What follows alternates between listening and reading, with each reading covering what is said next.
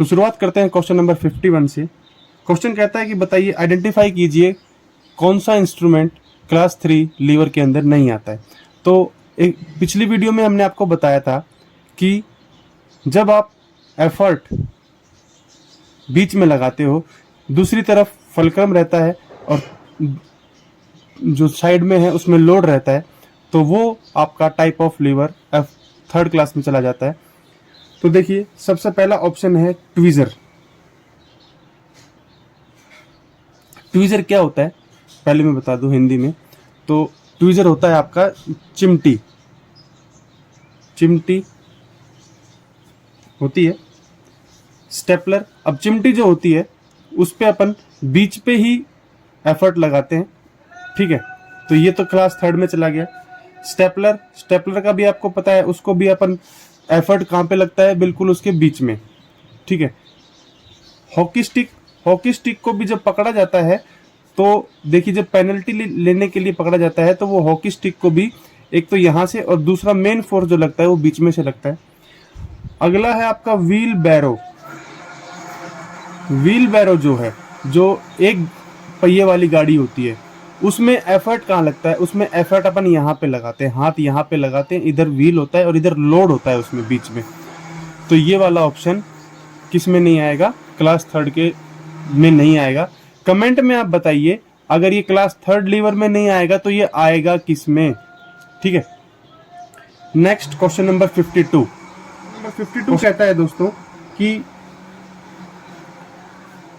when 16 is subtracted from 3 times a number। Hindi में ही बताता हूँ, हिंदी वाले चिंता ना करें, कि जब 16 को किसी सब्ट्रैक्ट कर दिया जाए 3 टाइम्स एक नंबर के 3 गुना से, इस वर्ड को ध्यान से सुनिएगा, 16 को सब्ट्रैक्ट करें किसी नंबर के 3 गुना से, तो बताइए उस ओरिजिनल नंबर का, जो आपने नंबर लिया है, उसका क्यूब करेंगे, घन करेंगे, तो क्या आंसर आएगा। तो देखिए दोस्तों, इसमें आपको बस ध्यान ये रखना है, बहुत इंपॉर्टेंट बात बता रहा हूं। ये जो वर्ड है फ्रॉम, हिंदी में से, इस में से माइनस करना है। कई बच्चे क्या करेंगे, हम नंबर मान लेते हैं, वो नंबर है ए जो हमें निकालना है, जिसका क्यूब निकालना है हमें, ठीक है। तो हम वो नंबर मान लेते हैं, उसका 3 गुना हो जाएगा 3a, उसके 3 गुना में से माइनस करना है 16, ठीक है। कई बच्चे क्या करेंगे, 16 में से 3 गुना को माइनस करेंगे और इक्वल टू रख देंगे कितना, 8। रिजल्ट आ रहा है 8। तो ऐसा नहीं करना है, ऐसे करने से आपका क्वेश्चन तो खराब होगा ही, गलत होगा, आपके जो टाइम है वो भी खराब हो जाएगा। तो किसी नंबर के 3 गुना में से 16 को माइनस करेंगे तो आता है 8, ठीक है। इसको सॉल्व करना है बस। ये 16 चला जाएगा उधर, ये आ जाएगा 24 और a की वैल्यू आ जाएगी, ये इसके डिवाइड में चला जाएगा तो 8 आ जाएगी। अब अपने को 8 का क्यूब पता होना चाहिए कितना होता है दोस्तों। सबसे पहला जब मैंने पार्ट 1 कराया था उसी में बताया था कि आपको 1 से 20 तक की तो टेबल याद होनी चाहिए, 1 से 20 तक के स्क्वायर कम से कम याद हो, क्यूब, और 1 से 30 तक की आपको क्यूब याद होनी चाहिए दोस्तों। ये आपका टाइम बचाएंगे। अब आपको अगर क्यूब याद नहीं है तो आप यहाँ पे क्या करोगे, इसको मल्टीप्लाई करके देखोगे बार बार, इससे आपके 5 सेकंड तो ज़्यादा से ज़्यादा कम से कम जाएंगे ही जाएंगे, ठीक है। तो जो आंसर आएगा वो आपके आगे है 512। नेक्स्ट क्वेश्चन है रीजनिंग का। देखिए, अब अपन जीके के क्वेश्चन नहीं करेंगे, बस मैथ, रीजनिंग और साइंस और बेसिक साइंस के क्वेश्चंस को ही किया करेंगे, ठीक है। तो as per your demand, question number 53 कहता है कि बताइए इनमें से सबसे अलग कौन सा है। तो आपको दिख ही रहा है, तो इनमें से सबसे अलग जो है, जो सिस्टमेटिक तरीके से लगाया गया, वही है 4th वाला। क्वेश्चन नंबर 54 की तरफ बढ़ते हैं। क्वेश्चन नंबर 54 कहता है दोस्तों कि 3 अवरोधक हैं, एक 80 ओम का, एक 120 ओम का और एक 240 ओम का। ओम क्या होता है दोस्तों, अवरोधक, रेजिस्टेंस की यूनिट होती है। और ये जो तीनों हैं ये समानांतर श्रेणी में लगाए हुए हैं, कहने का मतलब पैरेलल में, पैरेलल कॉम्बिनेशन में है, जैसे कि हमारे घरों के कनेक्शन होते हैं, ठीक है। अब पूछता है इसके साथ में एक जब बैटरी लगा देते हैं 12 वोल्ट की सप्लाई दे देते हैं, तो बताइए जो करंट जा रहा है वो कितना होगा। तो सबसे पहले तो आपको ये पता होना चाहिए जब समानांतर रूप में 3 रेजिस्टेंस लगाते हैं तो इनका टोटल रेजिस्टेंस कैसे निकलता है। ये बहुत इंपॉर्टेंट बात है, ध्यान से देखिएगा। कोई बच्चे पूछ रहे थे कि बेसिक साइंस और इंजीनियरिंग के साइंस के क्वेश्चन कराइए, तो ये उनमें से क्वेश्चन है और ऐसे क्वेश्चन आते हैं दोस्तों। आसान है, बस आपको समझना है। जब भी समानांतर रूप में लगाया जाएगा रेजिस्टेंस को, तो उनको टोटल निकालने के लिए, उनका टोटल रेजिस्टेंस, टोटल अवरोध निकालने के लिए बटे में करके 1/1/1/1 करके इसका सॉल्यूशन करना पड़ेगा और जो भी आएगा उसका रिवर्स मतलब उल्टा कर देंगे। तो पहले इनका एलसीएम लेंगे। एलसीएम इसका आ जाएगा 240। 80 के पहाड़े में 240 3 पे आता है, 120 के पहाड़े में 240 2 पे आता है। ये एलसीएम लेने का तरीका है, ये आप सीख लीजिएगा, ठीक है। तो ये आ गया 1/40। ये आया है टोटल अभी 1/R, ठीक है। तो ये R हो जाएगा, इसका उल्टा कर देंगे तो 40 ओम। ये आ जाएगा कुल इसका 40 ओम। तो अपने पास में रेजिस्टेंस मिल गया है। अब अपने को चाहिए क्या? अब अपने को चाहिए करंट। करंट का फॉर्मूला है ओम्स के नियम के द्वारा, ओम्स लॉ कहता है V = IR। वोल्टेज अपने पास में है 12 वोल्ट, करंट निकालना है और रेजिस्टेंस कुल कितना आ गया 40। बस I कैसे निकलेगा, 40 इसके भाग में आ जाएगा। इसको सॉल्व करेंगे तो ये आपका आ जाएगा 0.3 एम्पियर। आशा करता हूँ आपको अच्छा लगा होगा। अच्छा लगा है तो वीडियो को लाइक किए बिना ना छोड़ें। तो नेक्स्ट क्वेश्चन है आपका क्वेश्चन नंबर 55। देखिए दोस्तों, बहुत ही इम्पोर्टेंट क्वेश्चन जरूर पेपर में आएगा, आप लिख के ले लीजिए, ठीक है। कहता है ए किसी काम को, बहुत ही आसान तरीके से मैं आपको समझाने वाला हूं, तो देखते रहिएगा कि ए किसी काम को 15 दिन में पूरा कर देता है, ठीक है। बी कहता है बी ए के साथ मिलके, मतलब ए और बी उसी काम को मिलकर 7.5 दिनों में पूरा करते हैं, मतलब 7.5 दिन में पूरा करते हैं। तो बताइए बी जब अकेला होगा तो कितने दिन में उस काम को पूरा कर देगा। तो दोस्तों देखिए, किसी भी ऐसा कैसा भी क्वेश्चन आ जाए आपका टाइम एंड वर्क का, पाइप और क्रिस्टन का, आपको करना क्या है, आपको सबसे पहले काम क्या है उसको मान लेना है। सरल भाषा में बता रहा हूं, यही फॉर्मूला सब पे लागू कर देना, हो जाएगा। काम कितना है, मान लीजिए काम आप ईंट डाल रहे हैं, ईंट ब्रिक्स, कितनी ईंट डाल रहे हैं वो काम मैं बताता हूं कितना मानना है।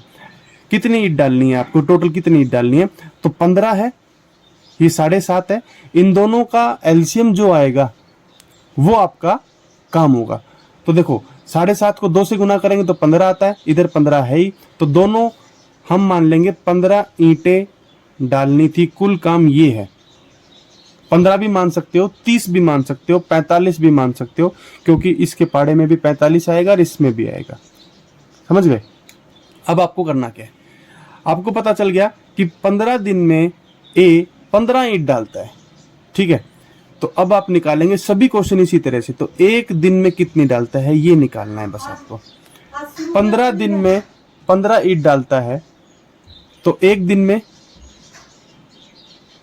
1 ईंट डालेगा, ठीक है। एक दिन में 1 ईंट, और ए और बी मिलके 7.5 दिन में 15 ईंट डाल देते हैं। थोड़ा सा दिमाग लगाओ अपना सरलता से, 7.5 दिन में 15 ईंट डाल देते हैं, तो मतलब एक दिन में 2 ईंट फेंक देते हैं, खत्म। अब देखो बी को दोनों मिलके 2 ईंट डाल रहे हैं, ए अकेला एक दिन में 1 ईंट डालता है, तो बी कितनी डाल रहा है, देखो ध्यान से देखना, दोनों मिलके 2 ईंट डाल देते हैं एक दिन में, और ए अकेला 1 ईंट डालता है, तो इसका मतलब बी कितनी ईंट डालता है एक दिन में, बस यहां से आ जाएगा 1 ईंट। इसमें से इसको माइनस कर दो, क्योंकि देखिए ए और बी के काम में से अगर ए का काम माइनस कर देंगे तो किसका आ जाएगा, बी का काम आ जाएगा। तो एक दिन में एक ईंट डाल रहे, तो बी को 15 ईंट डालने में कितना समय लगने वाला है, तो बी को भी 15 दिन लगने वाले हैं। आशा करता हूं आपको समझ में आ गया होगा। अगला क्वेश्चन है दोस्तों 56, बहुत ही इंपॉर्टेंट क्वेश्चन। देखिए क्वेश्चन जितने भी हैं सारे बहुत ही इंपॉर्टेंट हैं, इसलिए एक एक क्वेश्चन को आप ध्यान से कीजिए। और मैंने भी ये पेपर छाट के आपके लिए लेके आया हूं, ठीक है। तो बताइए शेषफल कितना आएगा, शेषफल रिमाइंडर कितना आएगा जब इससे अपन 126 को, इसको भाग करेंगे 126 से, तो बताइए शेषफल कितना आएगा। तो देखिए इसको करने का तरीका मैं आपको समझा देता हूं। इस तरह के क्वेश्चंस को आप जरूर समझ लीजिए। आपको करना क्या है, 5 की जो पावर है उसको तोड़ना है, ठीक है। इसको अपन क्या लिख सकते हैं, अब देखिए दिमाग कहां से लगेगा, ये 126 है और 5 का स्क्वायर होता है 25 और 5 का क्यूब होता है 125, ठीक है। तो 5 का क्यूब अपने यहां को 125 बन सकता है। तो अपन इसको लिखेंगे तोड़ के पावर को 3 × 167, ठीक है। अब ये 5 का क्यूब पावर 3 अंदर चली जाएगी, रिमाइंडर शेषफल निकालना सीख रहे हैं अपन। तो ये 5 की 3 खुलेगी तो 125 आ जाएगा, ठीक है। अब एक बार इस पावर को आप भूल जाइए और देखिए कि 125 को 126 भाग नहीं कर पाएगा, क्योंकि भाग उसी का होता है जो नीचे वाले से ज्यादा हो। तो इसमें कितना कम है, कितना कम है, अगर ये इसको भाग करना चाहता है तो कितना कम है, तो इसका रिमाइंडर माइनस में आ जाएगा। भाई एक कम है ना केवल, और रिमाइंडर आपको पता है माइनस में होता नहीं है, रिमाइंडर आपको पता है माइनस में होता नहीं है। तो जब जब ऐसा होगा कि 3/4 होगा, ठीक है, तो आंसर आपका 3 ही आ जाएगा। रिमाइंडर का निकालेंगे तो इसका माइनस में नहीं होता है, तो अपन क्या करेंगे, 126 में से इसको -1 करेंगे तो आपका आंसर आ जाएगा 125, या यही हो जाएगा आपका रिमाइंडर, ठीक है। इस तरह के क्वेश्चंस को दोस्तों ऐसे ही सॉल्व किया जाता है, ध्यान रखिएगा। अगला क्वेश्चन बहुत ही अच्छा क्वेश्चन कहता है, वो छोटे से छोटा नंबर बताइए जिसको हम 28 से मल्टीप्लाई करें तो वो एक परफेक्ट स्क्वायर बन जाए, ठीक है। परफेक्ट स्क्वायर, स्क्वायर पता है ना, जिसको 2 बार मल्टीप्लाई करते हैं वो होता है सेम नंबर को। तो इसका स्क्वायर बनाना है आपको, वर्ग। तो क्या नंबर लेके आए जिसको मल्टीप्लाई करें तो ये एक परफेक्ट स्क्वायर बन जाए। तो देखो दोस्तों, इसको तोड़ो, सरलता से बता रहा हूं, 7 चौक 28 होता है। हमें ये नंबर निकालना है, ए कितना होगा, ठीक है। चलिए ए को ए रहने दीजिए। क्या 4 को ले सकते हैं, 2 दूनी 4, तो ये तो 2 इनका तो जोड़ा बन गया। अब यहां पे 7 अकेला है, तो यहां पे अगर 7 होता तो ये इसका स्क्वायर हो गया, तो ये आ जाता 7 का स्क्वायर और ये 2 का स्क्वायर। क्वेश्चन यही खत्म हो गया है दोस्तों, ये मैं आपको समझाने के लिए बता रहा हूं। ये हो जाएगा 14 का स्क्वायर, ठीक है, 196। तो ये 196 बनेगा ना आखिरी में, तो इसका मतलब ये जोड़े बनने हैं। यहाँ पे इसका जोड़ा 7 का जोड़ा नहीं बन रहा था, तो ये ए क्या आ जाएगा, ए आ जाएगा 7, ताकि ये दो जोड़े बन जाएंगे और आंसर आपका परफेक्ट स्क्वायर आएगा। तो आपको बस इतना ही, इसको ही खोलना है, इसको खोल के देखना है इसका जोड़ा बन गया, जिसका जोड़ा नहीं बना उसको लिख दो, तो इसका आंसर आ गया आपका 7। आशा करता हूं आपको अच्छा लगा होगा।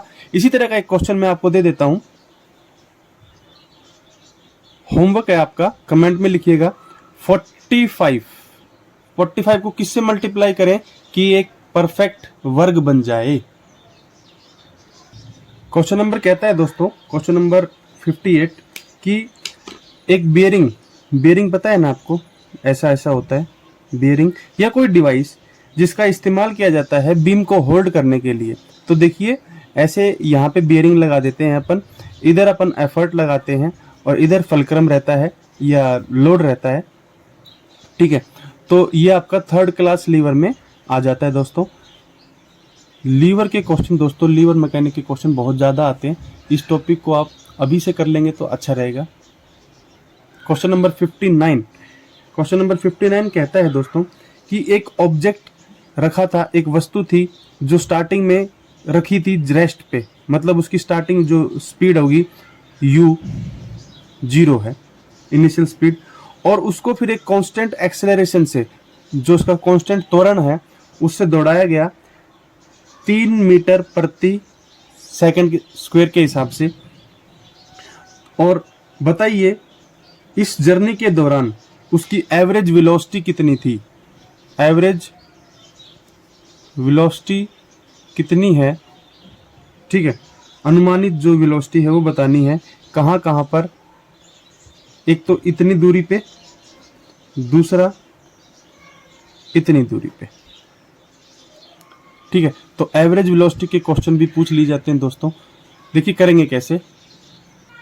तो जब अपने को औसतन वेग मतलब एवरेज वेलोसिटी निकालनी है तो उसका सबसे पहले आपको फॉर्मूला पता होना चाहिए।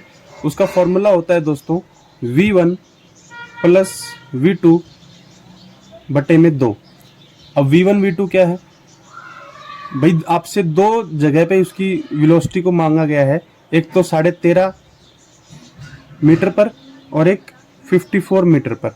तो यहाँ पर जो उसकी वेलोसिटी थी उसको v1 ले लेंगे जो गति थी, और यहाँ पर जो थी उसको v2 लेंगे।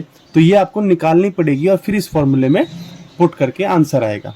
तो देखिए निकालते कैसे हैं। आपको मैंने पिछली वीडियो में 3 फॉर्मूले बताए थे, v is equal to u t, v square minus u square is equal to 2as, s is equal to u t plus half a t square. पीछे वीडियो में जाके आप देख सकते हैं, जो हमने पीछे के पार्ट कराए हैं उसके अंदर। यहाँ पर जो इस्तेमाल होने वाली है वो है आपकी v square minus u square 2as। u क्या होती है, आपका जो शुरुआती जो गति रहती है वो ये होती है आखिरी वाली गति, a होता है एक्सेलरेशन त्वरण, और s होती है जो आपने दूरी तय की है वो। तो देखिए अभी इसको हम मान लेते हैं पहली कंडीशन, इसको मान लेंगे दूसरी कंडीशन। तो यहाँ पे 1 1 1 एक्सेलरेशन बराबर है, क्वेश्चन में बताया गया है 3.3 मीटर प्रति सेकंड है, वो ए ही रहने देंगे, ठीक है। v1 ये निकालना ही है, तो इसको शुरुआती गति क्वेश्चन में बोला गया कि 0 थी, ठीक है 0 है। ए आपका 3 लिया गया है, डिस्टेंस कितना है 13.5, v1 स्क्वायर ये हट जाएगा, 2 3 जा 6 और ये 13.5। इसको सॉल्व कर लेंगे अपन, तो ये आपका आ जाएगा 27 गुना 3, और इसको तोड़ेंगे क्योंकि यहाँ पे क्या है दोस्तों स्क्वायर है, फिर आपको दिक्कत आएगी। इसको तोड़ लो, ये आ जाएगा 3 3 3, 27 को लिख देंगे, और इसको यहाँ पे आ जाएगा 3 का स्क्वायर। ये आपको मैं सरल करने के लिए बता रहा हूँ ताकि आपको दिक्कत ना आए करने में। यहाँ पे स्क्वायर था तो यहाँ पे भी अपन ने स्क्वायर बना लिया, तो v1 की वैल्यू आ गई 9, ठीक है, मीटर पर सेकेंड यूनिट है ये इसकी। इसी तरह आप निकाल लेंगे v2 की, बिल्कुल इसी तरह से v2 square u2 square 2as2, ठीक है। ये आपको निकालना है, ये 0 हो गया है इसी तरह, तो लिखेंगे नहीं। a की स्पीड है 3 और s2 आपका कितना है 54। अब आपके पास में यहाँ पे स्क्वायर है तो यहाँ पे भी स्क्वायर बनाएंगे, 2 3 जा 6 और ये 54 को तोड़ देंगे, 6 निमित 54 होता है। अब ये 6 का स्क्वायर हो गया और ये 3 का स्क्वायर होता है, ठीक है। तो 6 3 18, 18 का स्क्वायर, स्क्वायर से स्क्वायर कट गया, तो v2 की वैल्यू आ गई आपकी 18। अब v2 की बस v1 और v2 बटे में 2 इसमें वैल्यू पुट करनी है, तो v1 आपका आ गया 9 और v2 आ गया 18 और ये आ गया बटे में 2। तो ये औसतन वेग आपका कितना आ जाएगा 27/2, और इसको काटेंगे तो ये आपका आ जाएगा 8.5 13 मीटर प्रति सेकंड। आशा करता हूं कि आपको ये क्वेश्चन समझ में आ गया होगा, और अभी तक आपने लाइक नहीं किया है तो लाइक कर दीजिए दोस्तों, ठीक है। तो दोस्तों नेक्स्ट क्वेश्चन कहता है क्वेश्चन नंबर 61। एक क्वेश्चन नंबर 60 अभी छोड़ दिया है, उसको आपको बिल्कुल ब्रीफ से समझाना पड़ेगा, उसमें टाइम थोड़ा सा ज़्यादा लगेगा। नेक्स्ट जो वीडियो आएगी उसमें आपको उसको सरलता से समझा देंगे। क्वेश्चन नंबर 61 कहता है कि एज एक्स और वाई की रेशियो में है, कोई दो आदमी है एक्स और वाई, और उनकी जो रेशियो है एज की वो है 4/5। देखिए दोस्तों, जब भी किसी चीज़ का रेशियो लिया जाता है तो वो दोनों नंबर बिल्कुल ऐसे होते हैं जिनका केवल HCF 1 रहता है, तो उनमें से कुछ कॉमन नंबर को हटा दिया जाता है, तो हम उस कॉमन नंबर को मान लेते हैं A।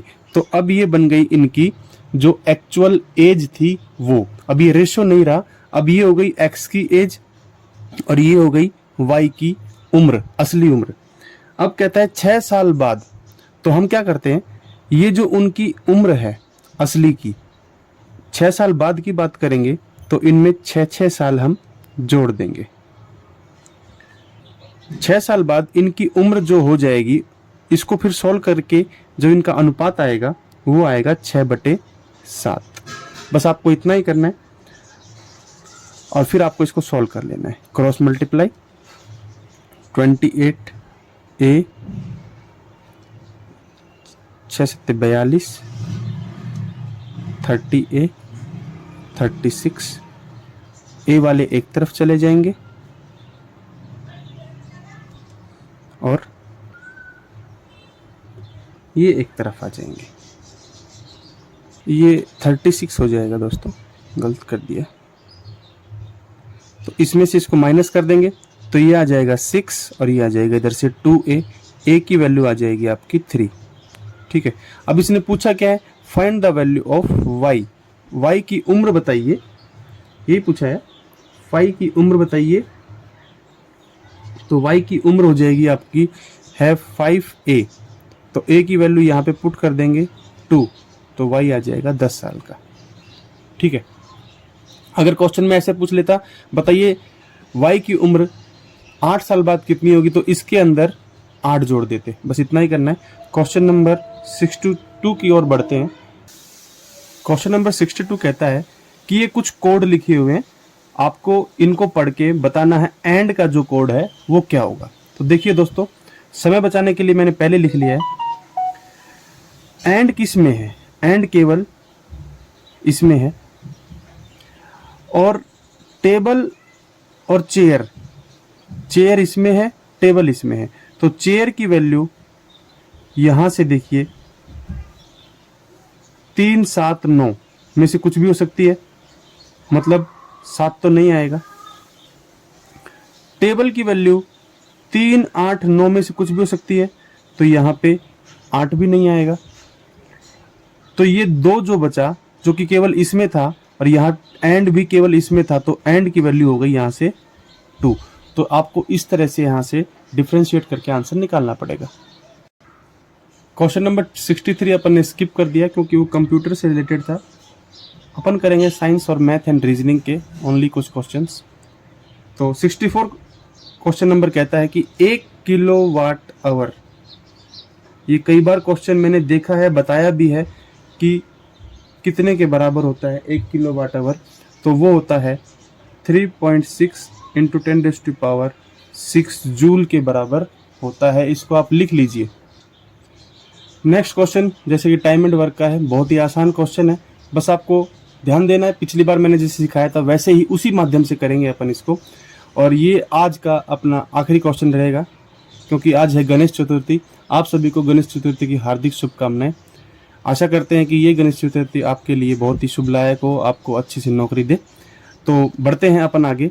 कहता है ए और बी 12 दिन में एक कार्य को पूरा कर देते हैं मिलके, बी और सी 15 दिन में, ए और सी 36 दिन में। तो बताइए तीनों अगर मिलके काम को पूरा करेंगे तो कितने दिन लेंगे। तो मैंने आपको पहले बताया था दोस्तों कि आपको सबसे पहले एक काम मान लेना है कि कितना समय है, क्या काम है, कितनी ईंटें हैं। मैं हमेशा ईंटें मानता था। तो इनका एलसीएम निकालो। इनका जो एलसीएम रहेगा, इन तीनों के पहाड़े में जो आता रहेगा उसको आपने मान लेना है कि इतनी ईंटें उसने डालनी थी। ठीक है, तो आपने मान लिया, मैं आपको बता दूं कि 180 इन तीनों के पहाड़े में आता है। ठीक है, थोड़ा सा टेबल आपको याद रहेंगे तो आप समझ जाओगे। अब एक दिन का काम निकालना है आपको, एक दिन में कितनी ईंट डाली। तो जब ए और बी मिलके आते हैं तो वो एक दिन में कितनी ईंट डाल देते हैं, 12 दिन में डालते हैं 180 ईंट। तो एक दिन में कितनी डाल देंगे, 12 को कितने से मल्टीप्लाई करें कि 180 आ जाए, बताइए। तो 12 को करेंगे अपन 15 से मल्टीप्लाई। ठीक है, 15 ईंटें डालेगा वो एक दिन में। यहां पे लिख भी देता हूं मैं आपको, 15 दिन में 180 ईंट डाल रहा है, तो एक दिन में कितनी डालेगा, तो यहां पे डालेगा वो 12 ईंट। ये 36 दिन में 180 ईंट डाल रहा है, मतलब ज्यादा दिन ले रहा है ना।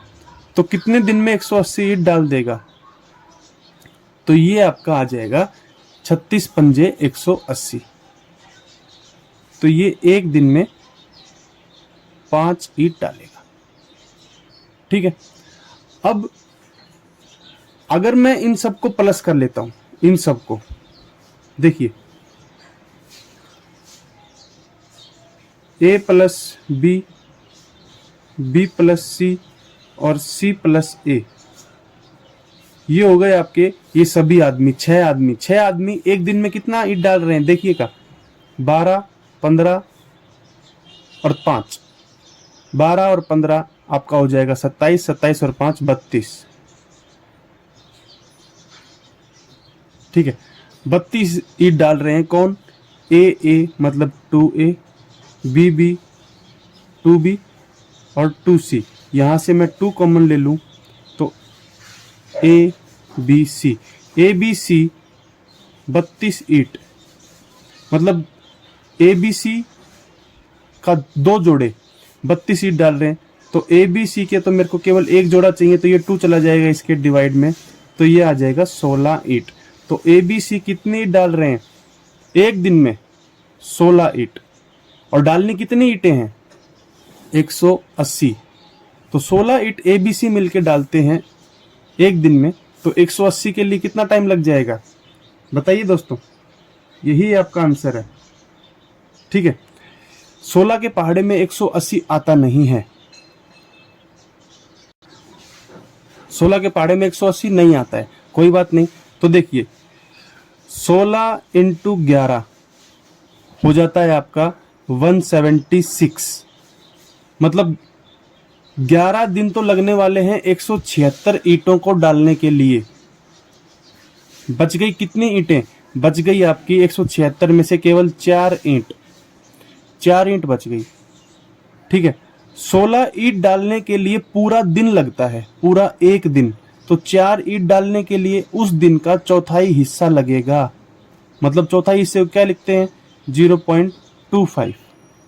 तो 11 दिन और 0.25 मतलब 11.25 डेज आपको लगने वाले हैं।